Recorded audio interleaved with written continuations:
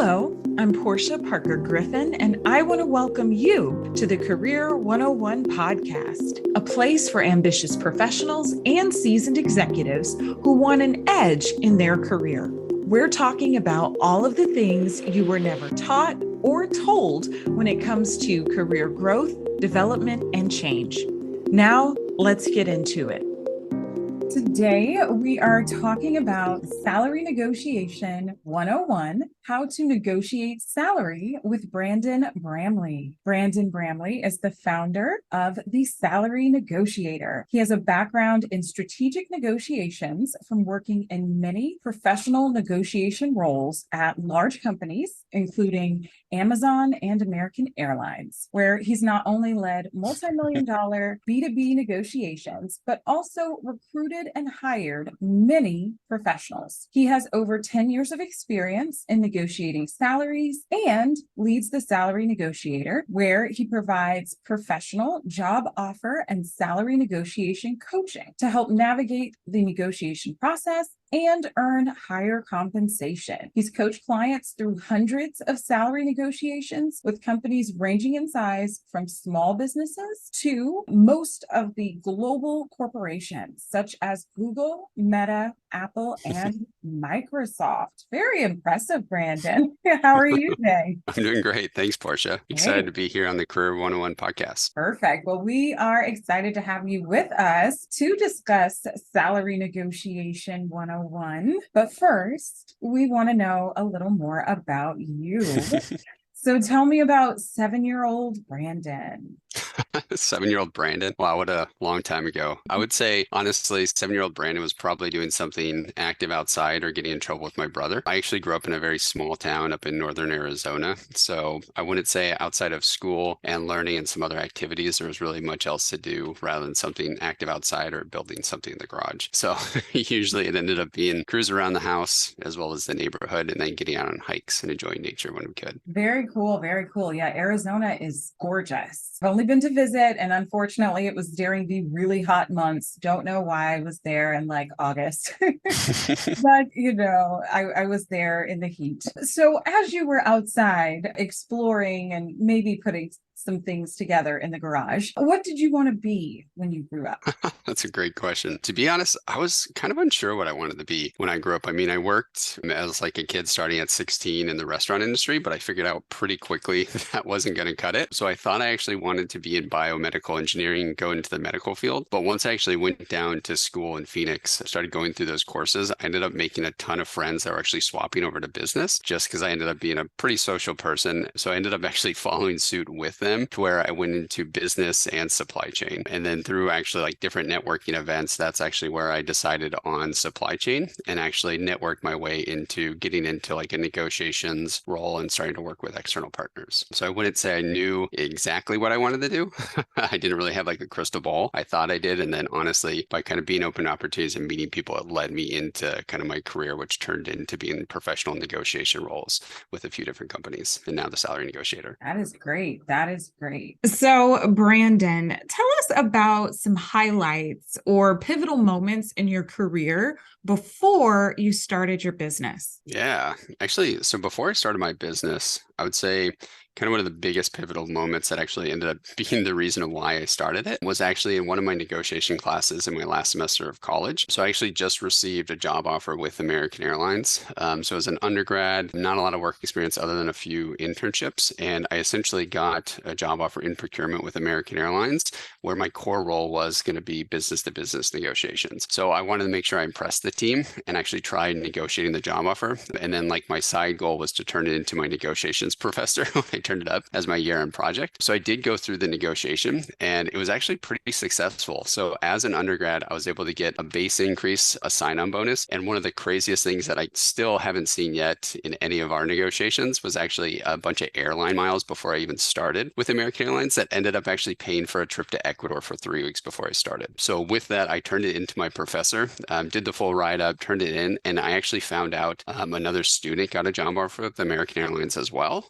So she actually actually put me in touch with him to go and help him negotiate his offer. So I helped him through the process and kind of what I did, and it ended up being successful as well. So, but the odd thing was we ended up becoming good friends. But once we started at American Airlines, it was a whole cohort of professional negotiators, but no one actually negotiated their job offers, which I thought was crazy. They all thought they didn't have experience, they didn't have leverage to it, they were just an undergrad. But my buddy and I did, and we ended up with, unfortunately, better packages with us. So that was kind of a pivotal moment to where I was like, wow, this is a really thing. And it also started getting my kind of name out there. So I started helping friends, helping other colleagues, like over the years, actually helping them negotiate their salaries as they started to depart American Airlines. Wow. Wow. So the negotiators did not negotiate before they got the role. And Yeah. what that tells me about you, Brandon, is that you're very confident, because I think, and I'm sure you see this with your clients as well, but I think that that underlying degree of confidence is what allows you to go in there and,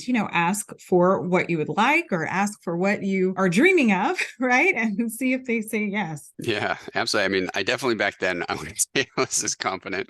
I was pretty terrified at being my first big job out of college. But after doing that and seeing it work, and then seeing it work with a friend as well as other colleagues, that greatly boosted my confidence. Just because with anything in life, you don't really build up confidence until you do it at least once. And usually if you get like good success. Otherwise, if it goes bad, not always the best confidence booster. And it's when it comes to negotiations, especially salary negotiations, it's not something you do every day. It also pushes you out of your comfort zone. At least it did me, to go ahead and negotiate on your behalf. It's not just kind of business to business. Now the stake on the line is the job, also kind of advocating for yourself. So I did eventually actually build up that confidence over the years of doing it and that experience. But I still feel that a lot of people kind of fight with that, as in not having confidence to have those conversations, which is kind of where we try to help, as well as I'm starting to hear more and more that people are doing it. So I'm glad that people are starting to negotiate, kind of take that confidence. And then hopefully, if they take the right strategies, at the end of the day, the worst the company says is no.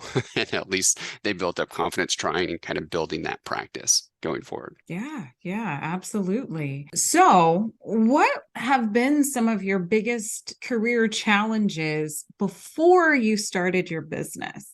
Yeah, probably the biggest career challenge I faced early in my career was I was with American Airlines for about 5 or 6 years, and I was super comfortable in my job. I felt like I was an expert in my department. I had close relationships throughout the company, so I knew who to talk to, how to get my job done. So really my biggest kind of thought and challenge was like, I do want to make a change. I want to continue growing my skills, but I was terrified to make that jump. So actually leaving kind of to a new company was terrifying for me. But what ended up happening is I interviewed with a few companies. I ended up kind of going through that process, and I finally took that leap to try something new. And at the moment, it was like a big challenge because I was scared to say goodbye to all those relationships. I was also at American Airlines, so I had to give up free flights, which most people still think is crazy, as I do as well. But what ended up happening is once I actually started at Amazon, kind of the new company I moved to, the first 6 months, yes, they were a little turbulent, a little tough as I started to like learn new, build up that network, find out kind of what I actually do. But looking back on that, the skills I learned from making that change, as well as getting into a new industry and kind of developing my career, was worthwhile. But at the moment, I think I ended up staying at American Airlines probably longer than I would have if I didn't know it was so easy to make that transition and try something new. And then if something actually went wrong, I could just pivot back or pivot to something else. Yeah.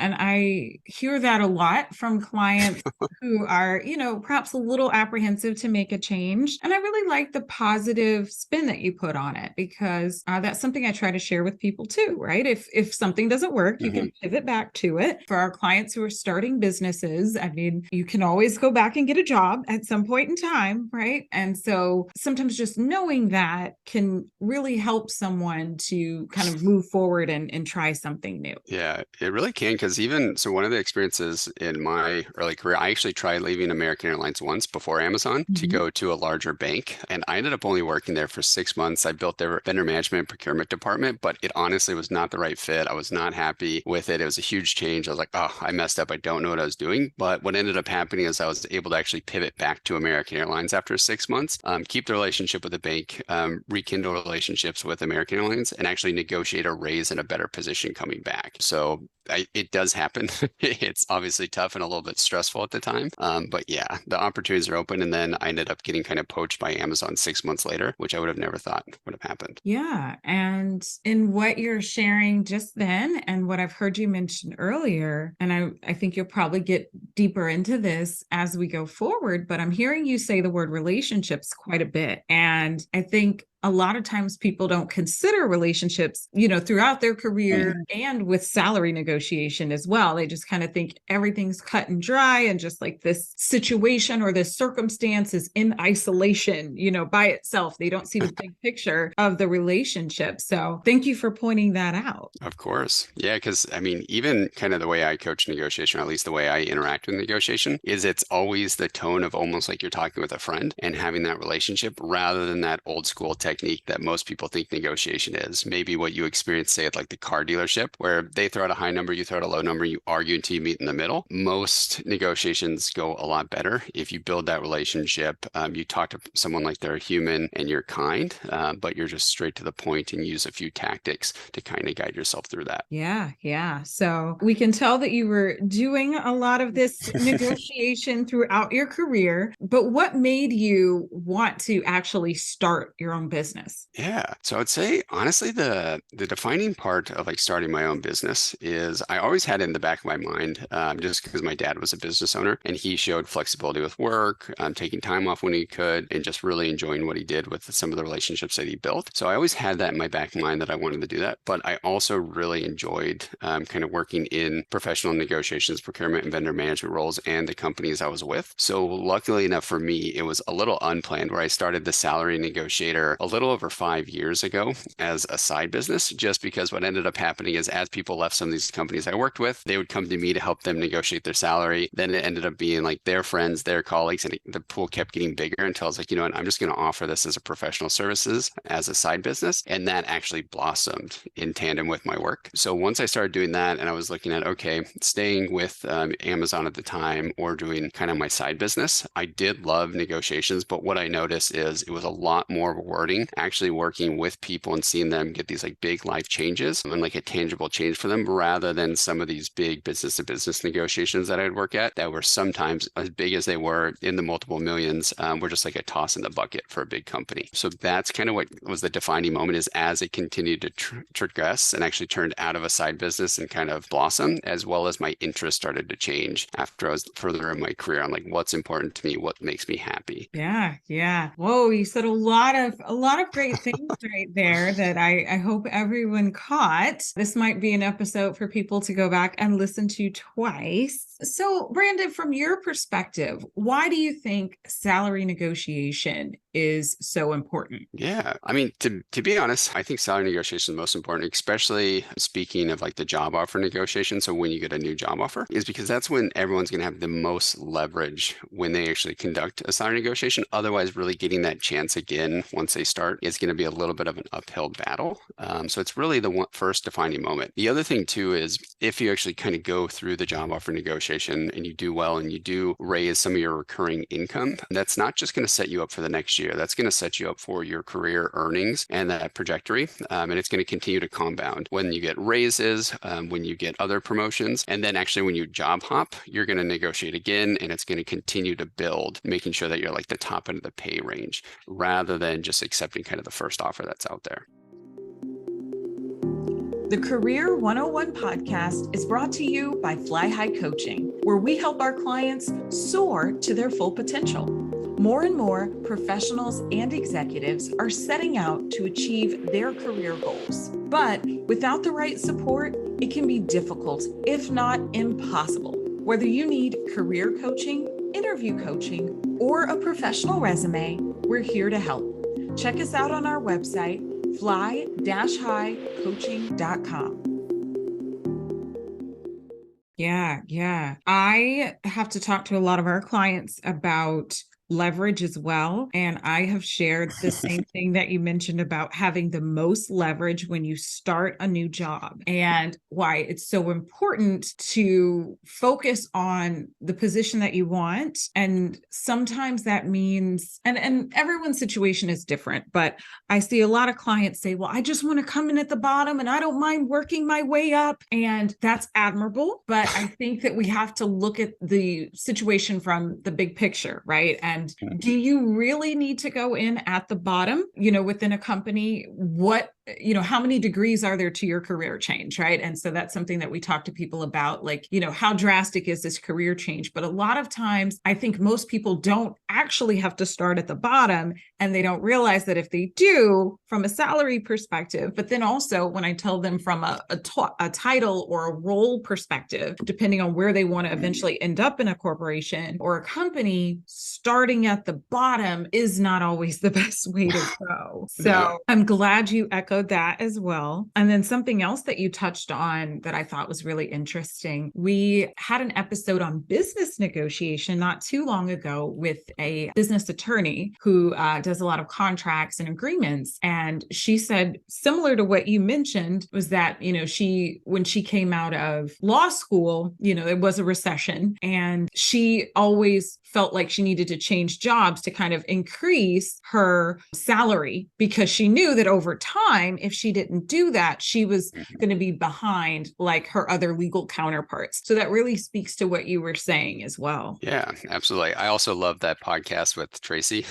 So everyone should give that one a listen. But yeah, I mean, that was a big thing, because really you do have the most leverage right there at the beginning. And thing I tell a lot of people is it doesn't matter how much experience you have, who you are. If you get hired as the same role as someone else, you should get paid the same. You shouldn't be starting at the bottom of it. You're going to be getting the same exact projects, expecting to deliver the same results. So if there is compensation on the table, because most companies do have like a low, mid, and high end of a range for each position, it's worth asking and trying to get paid at the top end, or at least what they're currently paying other employees. Mm-hmm.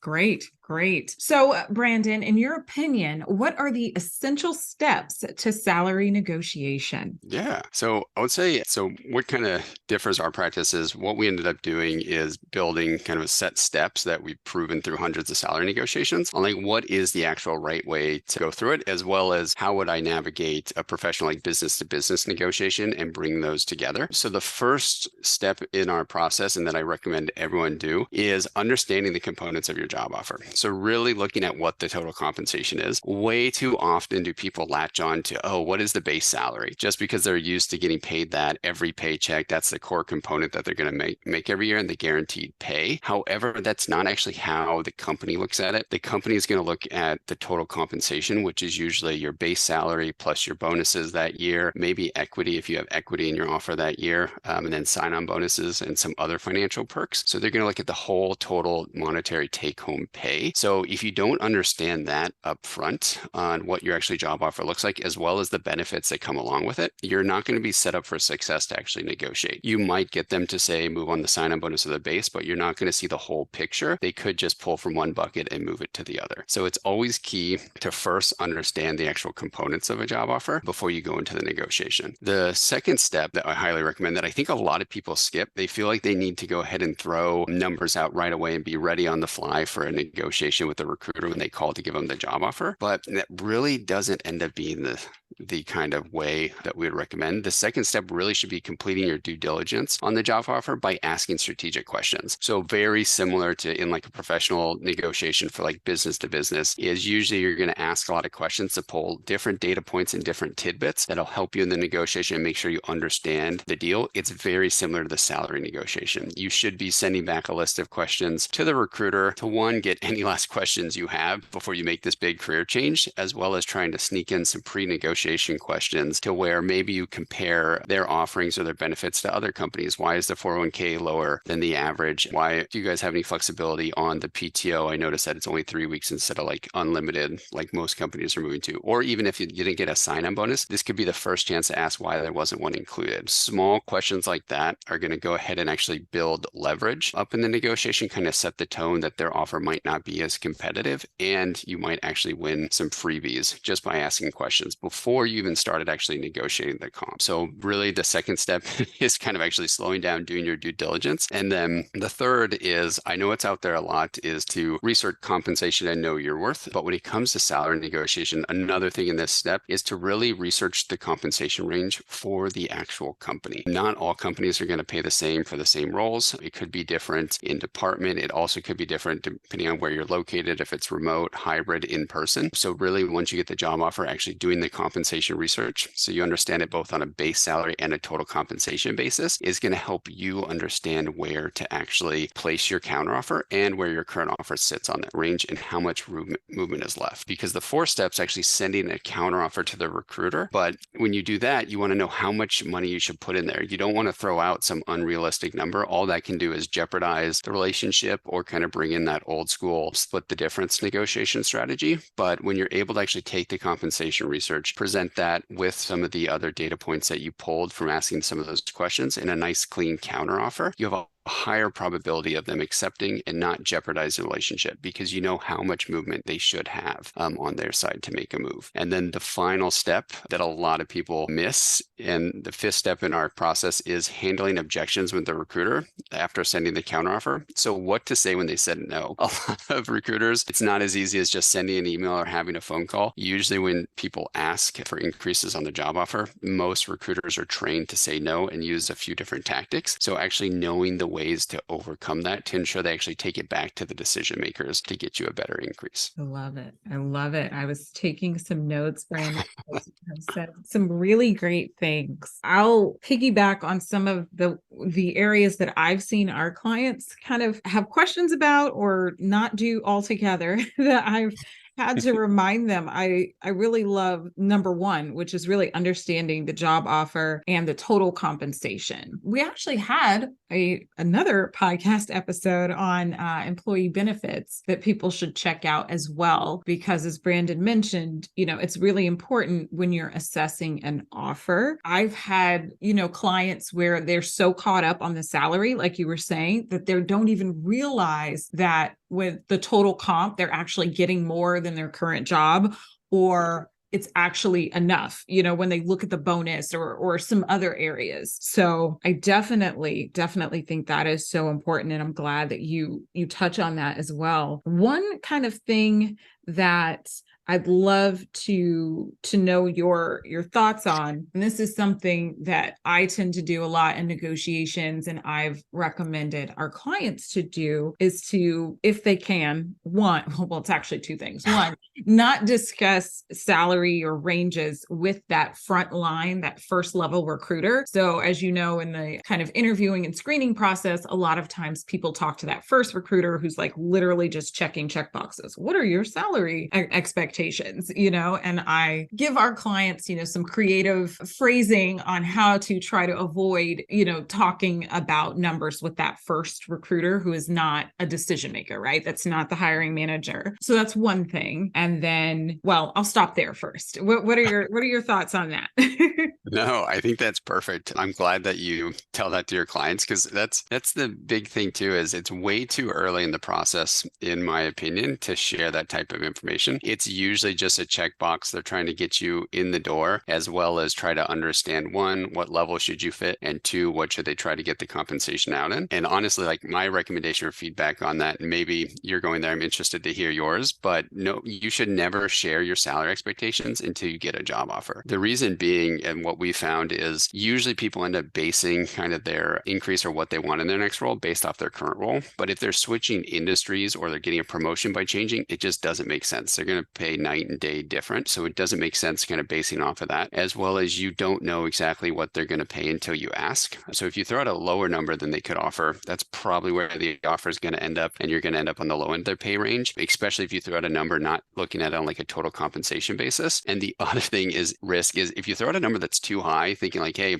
let's go ahead and throw out a high number. They'll come back with an aggressive offer. It'll be great. I'll get a huge raise. Won't even have to negotiate it. They may be like, shoot, Portia, we can't afford you. We're going to go in a different different route and interview and hire someone else. So it's a lot better to use like some of the snippets you recommended where you actually turn it back on the recruiter and say, hey, to be honest, I've been focusing on interviewing, so I really don't have my salary expectations in front of me and I don't feel comfortable sharing that. However, I'd love to understand from you what your pay range is for this role. Then hopefully if you're working with a kind recruiter, they'll share that, or you can use a few different tactics to press a little more. Yes. I definitely recommend that people do that. I also, to what you were saying a little bit earlier, I recommend that people try to stall the number as much as possible. And ideally, when they are getting an offer, is when you're talking to the hiring manager, the person who has the budgetary authority to hire you, that is when you want to discuss numbers. So yes, I highly recommend that as well. I know sometimes that's not always possible, but I generally try to tell our clients to stall as much as possible with creative phrasing, and yes, really understanding the job and saying that they want to understand the job before they just kind of throw out numbers and information. Something else I've seen a lot is that people get fixated on one number as opposed to a salary range. And you might have heard this as well, but I could share some just crushing stories of people who threw out one number to a recruiter and it was, $1,000, $2,000 over what the recruiter wanted to or thought was appropriate, and they missed out on that whole opportunity. So I really harp on salary ranges and some of the other steps that you said to figure out what those are, as opposed to one number. What do you think about that, Brandon? Yeah, I think that's great advice. And I'm glad you're sharing that, because what it does when you share ranges, it's actually a negotiation tactic to come off as softer, right? You don't necessarily know what the compensation could be just yet. You also haven't seen the job offer and you don't want to tie yourself into one number. So when you actually share things in a range, and that's actually one of the strategies we typically take in the counteroffer, is it comes off as nicer and shows that you're flexible, you're willing to work with them. It also doesn't actually like pinhole you into one number to where you're stuck going forward. So always talking in ranges, keeping it open-ended, saying, hey, look, I think your range is okay, or here's the range I was probably thinking, but I would have to receive the job offer, review the benefits. So I'm looking at everything holistically, and then we can talk through it to see if I have any concerns or questions for some reason. Taking that tack is going to leave it open-ended to make sure you can negotiate it once you get it and not kind of work against you when the recruiter is like, shoot, you gave me this number. We already did that. We can't go any higher. Or if it is above what they could offer, not even making it down the recruiting and interview process. Mm-hmm. Yeah, great. So I just shared with you two of the issues that I've seen clients have. I want to know from your perspective, Brandon, what are some of the biggest challenges that you've seen executives and professionals have with salary negotiation? Yeah, great question. I would say the biggest ones I see is a lot of people just don't negotiate. They find a lot of myths up in their head on kind of why they don't negotiate. And the other one is really, just as you said, is the other big one, and I can't harp enough, is sharing salary expectations up front and thinking that's all they need to do and they'll get the offer there is. But going to like the first one, I don't know if you've heard a ton of myths out there, but I see a lot of clients that are just up in their head. They don't have that confidence yet because they don't think they can negotiate. Everything from the employer will outright refuse, they say they don't negotiate, to they don't have leverage with the job offer negotiation. There's a ton of different myths I could talk through that just honestly aren't true. Mm-hmm. Wow. I love it. So what are some tips that you would give, I guess, outside of these great steps that you already mentioned, but what are some tips that you'd give people to help them become better salary negotiators? Yeah. So I guess some tips is, first, think about entering the negotiation, right? A lot of people are going to feel kind of concerns because you're coming out of that excitement of getting the job offer, like, yes, I got it. This is great. And you don't want to jeopardize losing it. But I can tell you, out of all of our negotiations, we've never seen a job offer rescinded. So as long as you actually follow it the right way, there's really no reason why they should pull it. You also have more leverage than you think. A lot of people think they need more offer or another offer in hand to have leverage. But at the end of the day, it's expensive to recruit people and it takes time. You also have a recruiter that has a hiring manager that needs someone in the role. So they don't want to go back to the drawing board to hire someone else. Usually the leverage actually shifts in the interview once you have a job offer. So you do have leverage to have those conversations. But the actual tips outside of that is people are concerned of getting no as well. But you're going to get it at different points. And it's because if you think about the recruiters, they hire a lot of people and it's their job to negotiate on behalf of the company. So you need to be prepared to push back in a nice, kind way to handle those. Whether it's an objection after you send a counteroffer, whether it's pushing back when they're pushing for your salary expectations. So for example, like one of the biggest tips in salary negotiation is after you send a counteroffer, 9 times out of 10, the recruiter is going to come back and tell you no. It's what they're trained to do because they have to show that they fought and kind of pushed back before they took the concerns back to the team and actually got a better offer. Otherwise, they probably wouldn't be doing their job. So a good tip that you can actually use is to handle that, see it as an objection or more so an excuse. Anything from like, hey, really, we gave you the best offer. We can't move any higher. Hey, we pay everyone the same in this role. So this is the offer. Anything like that is really should go in one ear and out the other. And a good response is to say, hey, look, I understand that it's a generous offer. However, I'd really like it if you can at least take my concerns back to your team to see if they can make any adjustments. As I mentioned, I'm super excited to work at your company and I'm hoping we can start planning the transition first. I just really appreciate if you can check one last time. When you use that to handle no's, essentially you're asking them to take it back, getting past some of those recruiter tactics. And if they do end up taking back 9 times out of 10, they'll come back with a better offer. Mm-hmm. Yeah, I love the phrasing that you shared right there. So tell us more about your business, The Salary Negotiator. Yeah, absolutely. So we've been in business now for 5 years, and the best way to kind of get in touch with us is to go to thesalarynegotiator.com. But we handle everything from professional one-on-one coaching, where we actually work with everyone, executives to new grads, to entry-level professionals, as well as tech professionals, to actually negotiate their job offer. So we actually employ our tactics, acting as like a silent third party, unless you want us in the negotiation, to help you actually get a better pay and make sure that you're coming off in a good light in front of the recruiting team. And then what we also provide as well is actually salary negotiation and job offer negotiation courses. That way people can go ahead and learn these tips themselves and they can tackle the negotiation themselves. But now they have the email templates, the phone scripts, compensation calculators, and know how to do that. So they don't kind of decrease their confidence and they can feel comfortable actually going through the negotiation. But people can reach out to me either on LinkedIn at Brandon Bramley on LinkedIn. We also have a business page on LinkedIn, The Salary Negotiator, or the best thing is just going to our website and connecting with us through there, thesalarynegotiator.com. Great. Well, we will be providing all of those links, right, to your website and to your other social channels in our show notes so that people can find you online. So I want to know, Brandon, and this is kind of our trademark question here at the Career 101 podcast, but I want to know, how do you think executives or professionals can get a positive edge in their career? Yeah. So kind of thinking in the salary negotiation realm, I think a good way to get an edge is to make sure you negotiate your job offer. I used to hire a lot of people and it was for procurement, vendor management roles. So if a candidate didn't negotiate, that was like a huge red flag. It's essentially your one chance to show the hiring team that they hired the right person. And this is how they interact with others, whether it's an external stakeholder or an internal stakeholder. So I highly recommend that you take a professional tack, you use a nice kind tone, almost like you're talking with a friend that's helping you feel comfortable with the move to the new company, but you don't miss that opportunity to display your skills before you actually start the role. Yeah. I think negotiation is so important. And I'm curious to know, Brandon, if you see this with your clients, because I've seen this trend with ours. I think a lot of the ladies have a harder time negotiating than the guys. From my experience, a lot of our male clients, they don't mind just kind of putting it out there or even applying for a job if maybe they meet like half of the requirements. But a lot of our clients who are ladies, sometimes they don't feel as confident when it comes to negotiation or even applying for a job if they don't meet every single requirement that's in the job posting. Have you noticed any trends like that? Yeah, it's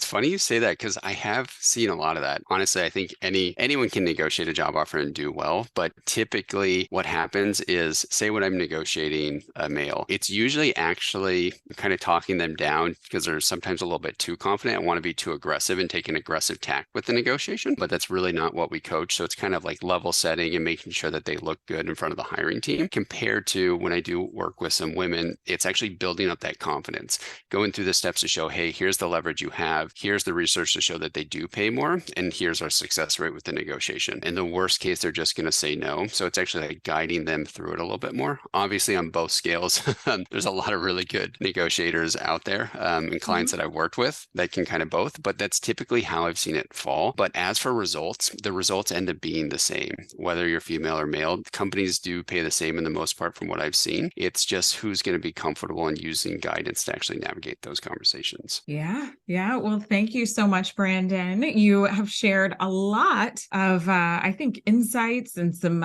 secrets with us here today. And I'm sure that our listeners can use it to be more confident in their negotiations. We appreciate you being with us. Thank you, Portia. I'm really happy to be here. This episode was brought to you by the Bravebird Career Alliance, the go-to membership designed for seasoned executives and ambitious professionals with everything you need for career planning, strategy, training, and support. Thank you again for listening to the Career 101 podcast. I hope you have at least one key takeaway that you can use in your own career. If you've enjoyed hanging out with us, please rate, subscribe, and share this podcast. Until next time, here's to your success.